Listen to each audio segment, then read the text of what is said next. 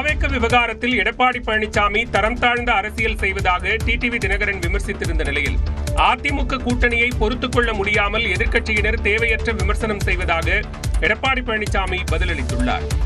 குள்ளநரித்தனமாக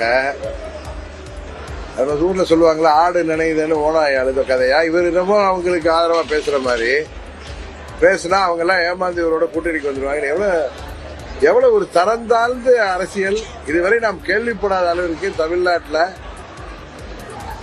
ஒரு அரசியல் கட்சியின் தலைவர் எப்படியெல்லாம் தன் தொண்டர்களையும் நிர்வாகிகளையும் பொதுமக்களையும் ஏமாற்றுகிற விதமாக அவர் பேசி வருகிறார்.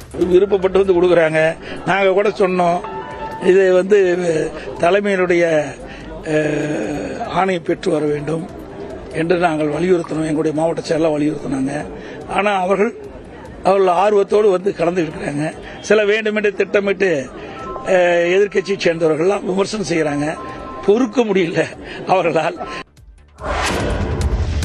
எதிர்க்கட்சித் தலைவர் எடப்பாடி பழனிசாமி பக்குவம் இல்லாமல் தரம் தாழ்ந்த அரசியல் செய்து வருவதாக செல்வ பெருந்தகை குற்றம் சாட்டினார். எடப்பாடி பேசுறத மட்டும் நீங்க எடுத்துட்டு பேசாதீங்க. தமிழ்நாட்டு உரிமைகள்லாம் தார வார்த்தை கொடுத்துட்டு அடிமைத்தனம் பண்ணிட்டு இருக்கவங்க எங்களை பத்தி பேசுற தகுதி இருக்கா? காங்கிரஸை பத்தி தமிழ்நாட்டில் எம்ஜிஆர் அரசியலை பார்த்தோம், ஜெயலலிதா அரசியலை பார்த்தோம். அதிமுக இது மாதிரி ஒரு மூன்றாம் தர அரசியலை முதல் முறையா பார்க்கிறோம். சென்னையில் செய்தியாளர்களிடம் பேசிய அவர் திமுக கூட்டணியில் காங்கிரசுக்கு ஒதுக்கப்படும் தொகுதிகளின் எண்ணிக்கை குறைந்து வருவதை குறிப்பிட்டு பேசினார்.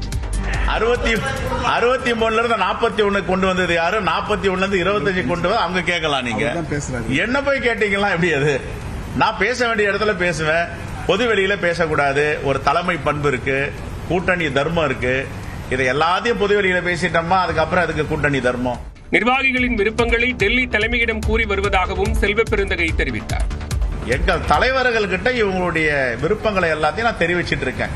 இவங்களுக்கு இந்த விருப்பம் இருக்கு, இவங்கெல்லாம் இப்படி பேசுறாங்க அப்படின்னு. முடிவெடுக்க வேண்டிய அதிகாரம், முடிவெடுக்க வேண்டிய இடம் எல்லாம் புதுடெல்லியில் உள்ள அகில இந்திய காங்கிரஸ் தலைமை. காங்கிரஸ் தலைமையே முடிவெடுக்கும் என்றும் தமிழ்நாடு காங்கிரஸ் கமிட்டி தலைவர் செல்வ பெருந்தகை தெரிவித்தார். திமுகவை வீழ்த்துவதற்கு தேசிய ஜனநாயக கூட்டணியில் அனைத்து எதிர்க்கட்சிகளும் இணைய வேண்டும் என பாஜக மாநில தலைவர் நயினார் நாகேந்திரன் தாவேகவிற்கு மறைமுக அழைப்பு விடுத்துள்ளார். தமிழகம் தலைநிமிர தமிழனின் பயணம் என்ற பெயரில் மதுரையில் நயினார் நாகேந்திரன் தனது தேர்தல் பரப்புரை சுற்றுப்பயணத்தை தொடங்கினார். அப்போது பேசிய அவர், திமுகவை வீழ்த்த நினைப்பவர்கள் ஒன்றாக இணைய வேண்டும் என்றார். இந்த தேசிய கூட்டணி ஜெயிக்க வேண்டும் என்று சொன்னால், இந்த மக்கள் விரோத அரசை வீட்டுக்கு அனுப்ப வேண்டும் என்று சொன்னால், எல்லோரும் நீங்கள் தேசிய ஜனநாயக கூட்டணியில் இணைந்து இந்த தேர்தலை சந்திக்க வேண்டும். எல்லோரும் என்று சொன்னால் நீங்கள் புரிந்து கொள்ளுங்கள், எல்லோரும் சேர்ந்தால்தான் நாம் வெற்றி பெற முடியும். முன்னதாக மதுரையில் செய்தியாளர்களை சந்தித்த அவர் அதிமுக கூட்டங்களில் தாவேக கொடி பறப்பது குறித்தும் பதிலளித்தார். தொண்டர்களா சேர்வதுதான் பெரிய ஒரு இயற்கையான ஒரு கூட்டணி. இந்நிலையில் திமுகவை வீழ்த்துவதற்கு சித்தாந்தங்களை கடந்து கூட்டணி வைப்பதில் தவறில்லை என்று முன்னாள் தலைவர் அண்ணாமலை தெரிவித்துள்ளார். தமிழகத்தில் திமுகவை தோற்கடிக்க வேண்டும் என்பது காமன் கோல் தான். அதற்காக சித்தாந்தத்தை தாண்டி சேரலாம், சேரக்கூடாது என்பது எதுவும் இல்லை. காலம் இருக்கிறது, நேரம் இருக்கிறது, பொறுத்திருந்து பார்ப்போம். அதிமுக கூட்டத்தில் தாவேக கொடி பறந்தது தொடர்பாக எது உண்மை எது பொய் என தெரியவில்லை என்றும் அண்ணாமலை குறிப்பிட்டார். மகனின் இறுதிச் சடங்கிற்கு கூட வராத கணவர் பணத்திற்காக சிபிஐ விசாரணை கோரி வழக்கு தொடர்ந்திருப்பதாக கரூர் துயர சம்பவத்தில் மகனை பறிகொடுத்த ஷர்மிளா வேதனை தெரிவித்துள்ளார். விஜய் பரப்புரை கூட்டத்தில் மகன் உயிரிழந்த நிலையில் சிபிஐ விசாரணை கோரி பன்னீர்செல்வம் என்பவர் உச்சநீதிமன்றத்தில் வழக்கு தொடர்ந்துள்ளார். இந்நிலையில் நியூஸ் 18 தமிழ்நாடு தொலைக்காட்சிக்கு பேட்டியளித்த அவரது மனைவி ஷர்மிளா, மகனுக்கு 1 வயது இருக்கும் போதே கணவர் தங்களை விட்டு பிரிந்து சென்றதாக கூறினார். அவர் அப்பான்னு சொல்லி இது பண்றதுக்காக கூட போட்டிருக்கலாம். ஆனா அப்பதான் அமௌண்ட் கிடைக்கும் அப்படின்றதுக்காக பையன் 1.25 வயசு இருக்கவே விட்டுட்டு போயிருக்கோம். அம்மா தம்பி தான் குழந்தைய வளர்த்தாங்க. குழந்தை பையன்ல இருந்தேன், பிறந்ததுல இருந்தே அவங்க தான் பாக்குறாங்க. அப்பா எதுக்காக போடுறது?